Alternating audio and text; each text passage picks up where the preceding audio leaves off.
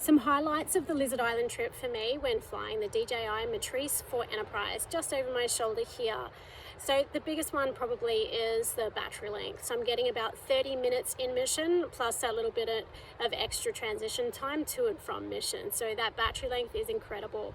Being able to change out batteries really quick as it comes back from a flight, if you're doing a multi-battery mission, really fast. The batteries aren't even super hot when they come back. They're a little bit warm, but not too bad at all. Now, those types of things are really great for me when I'm out on the reef and I'm fighting against rising tides and I've got a really small window that I need to be able to capture those data. The next thing is I'm really impressed with its ability to hold position in high winds. So it has been quite windy this week up here at Lizard, you know, all the way up to 20 knots or so. And while we don't fly when it's too high, because that affects the sea state and then you can't see what's under the water, if we've got a really low tide and we've got winds, we still want to be able to fly. So much more stable than the Phantom or the Mavic 2, for example, doing quite well against the Mavic 3 Pro, the Mavic 3 Enterprise as well. The other thing that I find, I really enjoy being able to see the map on the remote controller as opposed to using an iPad.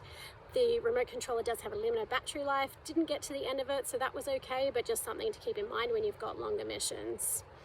Then I also find that the speed that this thing flies is incredible. So I can fly up to 21 meters per second. So I did have some missions when it was set at 21 meters per second. Now granted, it wasn't able to fly that for the entire mission. So I found that when the wind was a tailwind for it, it was getting up to those speeds, though turning around and coming back, then it would struggle and that would be cut in half. So the mission time, or the expected time, could be anywhere up to 3 times the amount that you might expect to fly. So just one to keep in mind when you're doing that. But it performed really well. So no issues in flight, incredible stability, and the photos are perfectly in focus as well. So a couple of real amazing increases in the tech there from DJI, and really happy with using it for our reef mapping mission up here on Lizard Island this year.